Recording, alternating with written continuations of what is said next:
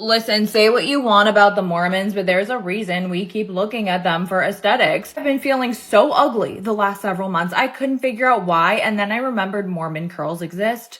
I feel so cute, so pretty, so feminine. Say what you want, but you cannot deny a Mormon curl is the vibe, okay? Like, my hair has not looked this good in so long. Truly, all I need is a dirty soda from Swig, and I'm good to go.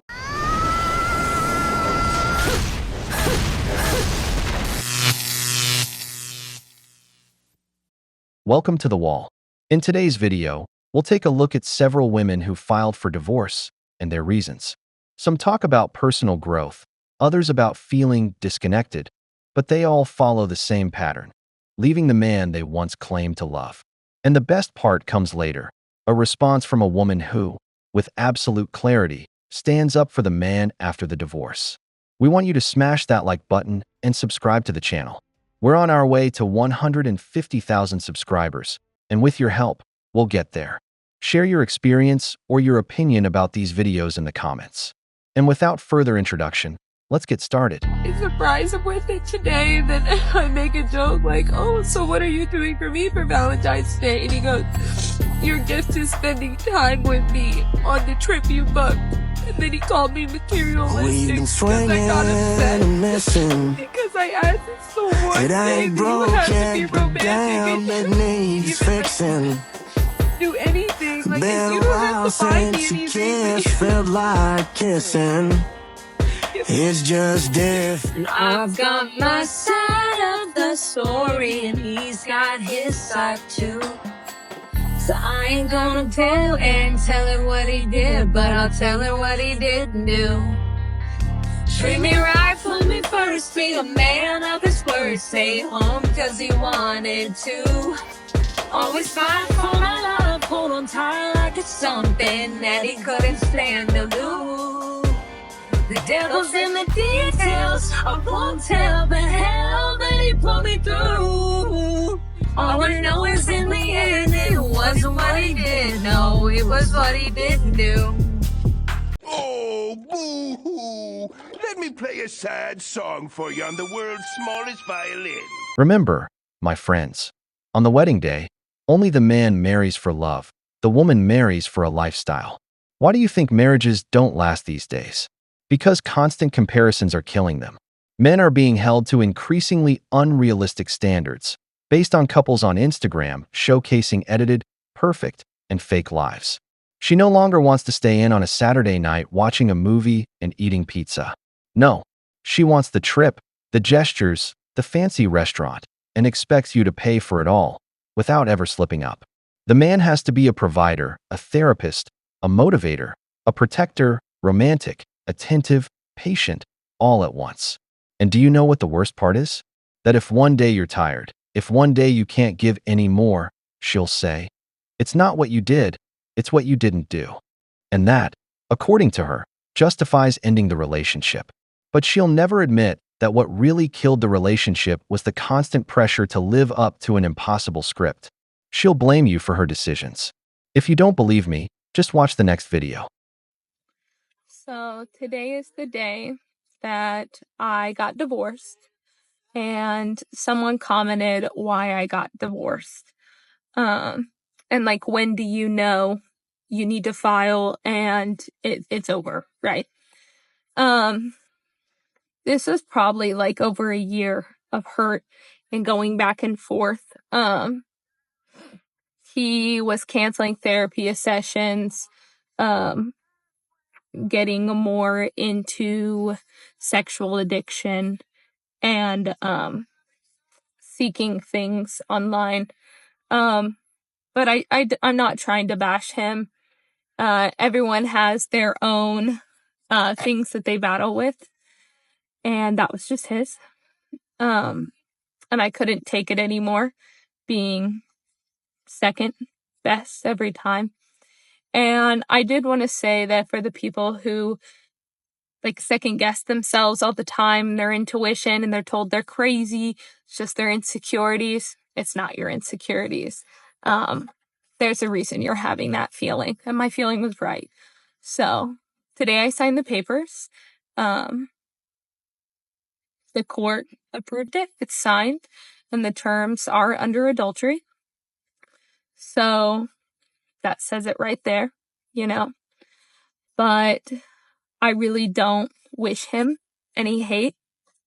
I loved his family, and that was really hard to hear things that weren't true being said about me.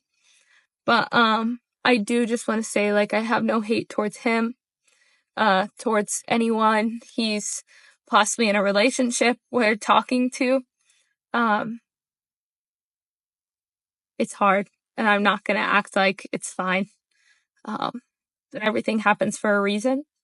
And sometimes people are in your life as lessons, and sometimes they're in your life as a lifetime. And that wasn't it. So. No, God! No, God, please, no! No! No! No! Brothers, every story has two sides. She accuses him of being addicted to adult content. But in the first video, we saw that he had also called her materialistic. That's how it goes. One accuses, the other responds. But what is absolutely clear, what no one can deny, is that 80% of divorces are initiated by women. What happened to the vows? In sickness and in health? For better or worse? It seems those no longer apply when something doesn't go their way. Especially in cases like this one, a young woman who would rather become a single mother than fight to save her marriage. She gives up, files the papers, and walks away, claiming it was her intuition that guided her. But the truth is, many times that so-called intuition is just discomfort with the emotional responsibility that comes with maintaining a real relationship. Marriage, for many today, has become disposable, and that's why it almost always ends in the same place: divorce.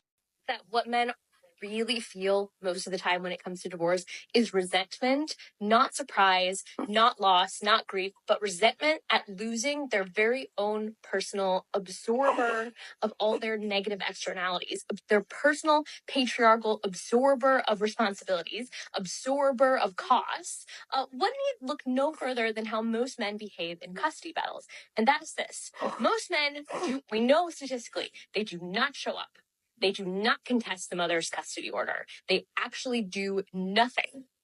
And then, subsequent to having no custody assigned to them, they either come around and look. You guys cannot be out here telling yourselves that men are so resentful because, you know, they're giving up their unpaid labor. They're paying for it every single day when they go to work. They're paying for it every time you have a mental outburst about some bullshit from 10 years ago. He's paying for it every single time he misses a birthday or a holiday, or he can't be at a sporting event because mom moved so far fucking away. He is literally paying for the consequences of the woman's actions every single fucking day, and y'all never want to take accountability for your part in it.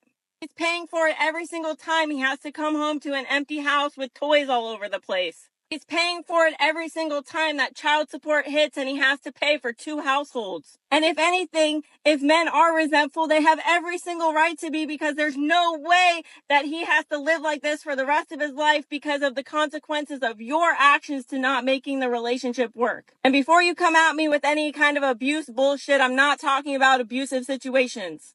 They're paying for it every single time you're bitter and have to take him to court or want to take him to court for custody. Y'all never ask yourselves why these men have to fight for custody in the first place. And let's be so for real. The only people in these kind of equations that are resentful are the mothers that become single mothers and now have to do it all by themselves, even though they get government assistance, they get help from child support, they get all of these government programs to help them while the dads suffer in fucking silence. And y'all never want to talk about that. You're so self-centered that you only think about yourself in this equation, even though you created this entire situation by initiating divorce in the first place. But then you spew out this bullshit that men are resentful because they're basically losing their unpaid labor. No, what they're losing is a literal adult child, because it's been statistically proven that men put out 80% more income than women, which is why women fight so hard against 50-50 in the first place, because women can't even contribute 50% of the household income.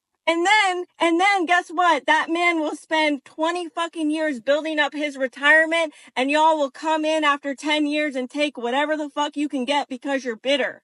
That's what they're upset about. I don't give a fuck if you want to stay, if you want to go, but imagine building your entire empire for some bitter ass bitch to come steal it all.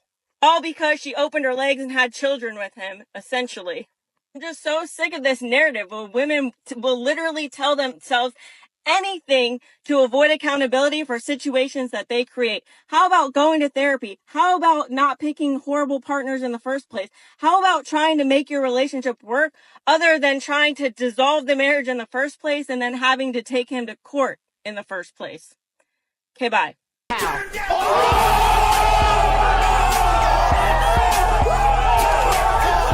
A beer for this woman.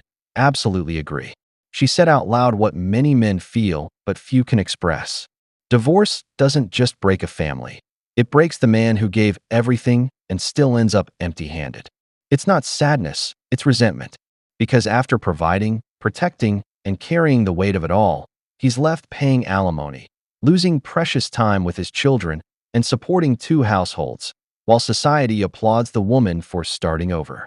And the worst part is that many don't even take responsibility. They initiate the divorce, destroy the stability of their children, and still paint themselves as victims. They say men don't fight for custody, but never mention how the system is already stacked against them. In the end, the man doesn't just lose his partner. He loses his home, his routine, his finances, and often his peace of mind.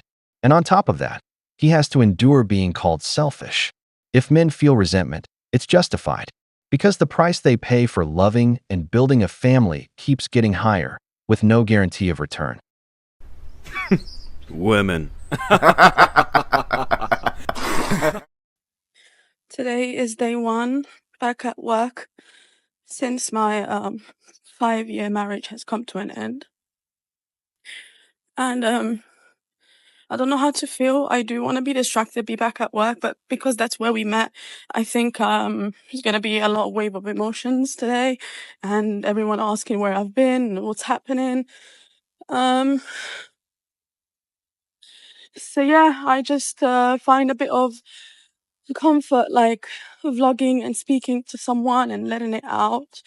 If I need to cry, I'll cry. If I just need to let the emotions out, and I know that I need to deal with it head on, and that's part of the healing process, and about starting from zero again. And it's hard to, start from zero again after 5 years, but there's people that been through a lot worse, so I cannot complain. Alhamdulillah. I know that my person is still out there somewhere, and I need to heal in order to be ready to meet them. Because I know I deserve it. And if it's not in this life, it will be in the afterlife. So I'm happy regardless. I'm waiting for the ease, inshallah. Tawakkaltu ala Allah. Bye, guys. Cocaine is a hell of a drug. Brother, she truly believes she's going to start a new life, that some other fool will show up willing to sign that contract with the devil called marriage. 5 years married, working at the same place, and now she paints the divorce as some kind of spiritual journey, as if leaving a marriage were a form of personal renewal. For them, breaking up a home is simply the next step, like it's an emotional game with levels to beat. But for a man, it's not like that. For a man, it means leaving everything behind: stability, assets, time, even mental health. It's no coincidence that one of the top 3 reasons a man files for bankruptcy is divorce.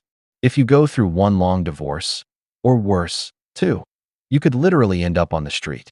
Because while they go off to heal, we're the ones left paying the price. That's how unfair the system is. I am getting a divorce. I just wanted to rip off the Band-Aid to tell you guys. There are 2 people involved with this, so I'm going to keep the details private, but I will be talking about my experience navigating this. And yes, I have a small account, but I know people are interested in my life and my husband's life. He didn't sign up for this, so I just ask that you guys respect his privacy.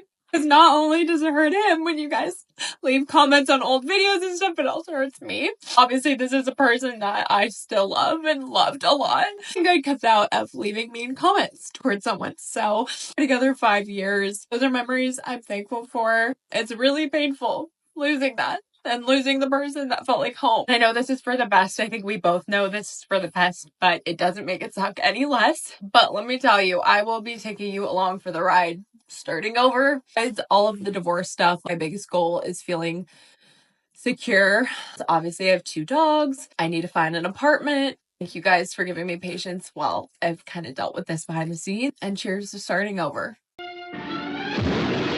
You see what I'm saying? There's a clear statistic. A first marriage has a 60% chance of success, a second one 40%, and a third barely 25%. That tells us 2 things: that starting a new relationship doesn't guarantee anything, and that the more you try, the less likely it is to work. But the most revealing part is that the one who usually files for divorce, in most cases, the woman, almost never ends up truly happy. That's why you see women like this, talking about starting over, with their 2 dogs, looking for an apartment, and already over 30. She's hit the wall. She left a man who probably loved her, thinking there was something better out there. But now, while he continues his life or rebuilds it, she's left alone, trying to make sense of a path she chose for herself. As we always say, the wall doesn't forgive. We've reached the end of the video, but before we go, the questions are for you. What do you think about women who divorce and blame the man? What would you say to the woman who calls a man bitter or resentful? If you enjoyed the video, make sure to give it a thumbs up, subscribe to the channel, and hit the notification bell. Your support means the world to us and motivates us to create more content. Stay tuned for the next exciting video from the wall.